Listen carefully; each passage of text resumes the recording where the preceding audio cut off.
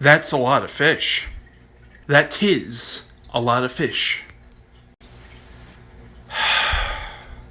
That's a lot of fish. Hello, I'm doing a movie review, and the movie I want to review is the 1998 sci-fi action film Godzilla, which was co-written and directed by Roland Emmerich, who prior to this directed movies like Stargate and Independence Day, and he would go on to direct movies like The Day After Tomorrow and 2012, and the movie is co-written by his frequent collaborator Dean Devlin. And the film is an American adaptation of the Japanese film franchise of the same name.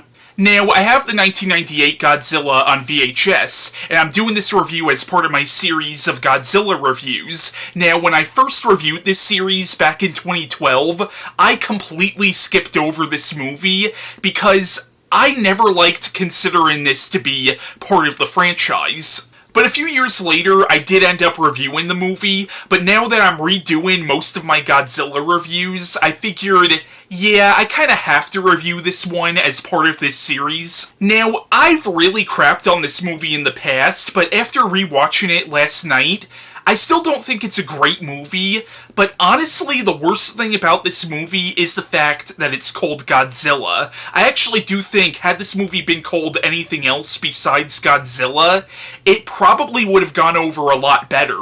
The movie itself feels a lot more like a loose remake of The Beast from 20,000 Fathoms, but it also seems to owe a lot more to movies like Jurassic Park than it does to any Godzilla movie. Now, really the biggest issue here, now I can't speak for Dean Devlin, but I know Roland Emmerich was not a Godzilla fan. He even said doing a Godzilla movie was a dopey idea, and he didn't really want to do it. So you have this movie being made by somebody who really doesn't respect the franchise or this character, and that's an issue, I think. For example, for years now, they've been trying to do a live-action remake of Akira, which is a brilliant movie, by the way, and that's coming from somebody who's not even a big anime fan, but Akira is a great movie based on an even better manga series, but a few years ago, there was somebody attached to do this live-action remake of Akira, and it was so clear from the interview I was reading with him. Now, I forgot who the director was, but it was so clear from this interview that this guy had zero respect for the source material. And again, if you don't have respect for the source material, you have no business doing an adaptation of said source material. But again, the worst thing about this movie, in my opinion, is simply that it's called Godzilla. Now, on its own, it's still not a great movie, but it's an alright monster movie on its own, but as a Godzilla movie, it fails on every conceivable level. Now, the plot of the 1998 Godzilla is an iguana's nest is exposed to fallout from nuclear testing conducted in French Polynesia. Resulting in a giant mutated iguana, this creature ends up attacking fishing boats, and now the military is trying to figure out what this creature is, and a scientist named Nick Tatopoulos, who studies the effects of radiation on animals, is brought in to help them with this. But eventually this creature, which in the movie is dubbed Godzilla, attacks New York City. And in the film, a team of French Secret Service men come to New York City to try to destroy this creature because the creature was a result of nuclear testing conducted by the French. So essentially they're trying to eliminate their government's mistake. But in the film, Nick eventually determines that this creature can reproduce asexually, and it has laid hundreds of eggs. Now, in the film, Matthew Broderick plays the character of Nick Tatopoulos, if I'm saying his name right, but that is actually sort of a running joke in the movie where nobody can say his name properly. Now, I think I kinda crapped on Matthew Broderick in my old review of this movie, but watching the movie again, honestly, he's not bad in the movie, and the character of Nick Tatopoulos is actually a fairly likable character. Now, the character of Audrey, Nick's ex-girlfriend who starts to reconnect with him throughout the course of the film, played by Maria Pitillo, she's kind of a mixed bag. Like, there are points in the movie where she actually is very sympathetic, especially when her sleazy boss is hitting on her. But she does do something pretty despicable to Nick at one point in the movie, and you kinda understand why she does it, but it still doesn't make it any less sleazy in my opinion. Now, the character of Animal, who's a cameraman played by Hank Azaria, he's actually a fairly likable character. Now, his wife in the movie, played by Arabella Field, she's actually really annoying, but the character was kinda meant to be. Although she does have probably my favorite line in the movie. When Animal is chasing Godzilla with his camera to try to get the footage, she's screaming at him saying, "Get back here, you retard!" Now, the best character in the movie is definitely Philippe, the French Secret Serviceman played by Jean Reno. Jean Reno out and out stole this freaking movie. Kevin Dunn is also really good as Colonel Anthony Hicks. Michael Lerner is also really good as Mayor Ebert, a pretty overt parody of Roger Ebert. His assistant is also a pretty overt parody of Gene Siskel. His assistant's name actually is Gene in the movie as well. So, the characters in the 1998 Godzilla are not as bad as I remembered. I mean,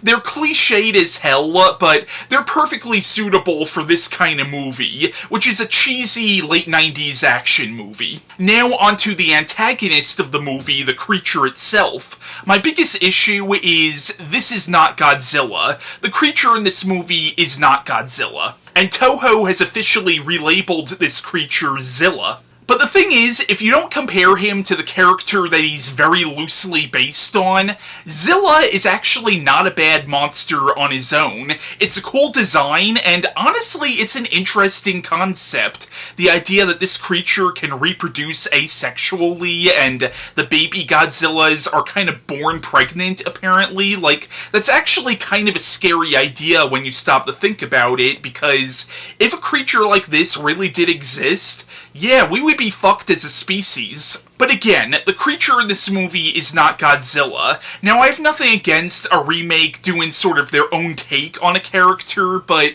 the creature in this movie doesn't even remotely look like the character that he's supposedly based on. Now, to this movie's credit, there are some, albeit very superficial, similarities between this and the original 1954 film. For example, the movie does begin with Zilla attacking fishing boats, very similar to how Godzilla in the beginning of the original film was attacking ships. And also, like the original film, you don't actually see this creature until it makes landfall. And also, because the creature in this movie was created by nuclear testing, you find out that it leaves behind traces of radiation, very similar to how Godzilla in the original film left radiation behind. But that's really the only connection this has to the original Godzilla. The movie has none of the sense of power or urgency that original film did. This movie is honestly pretty goofy. Now, obviously, the movie's goofy in a different way than the 70s Godzilla films were. This movie's goofy the way a lot of late 90s action movies were.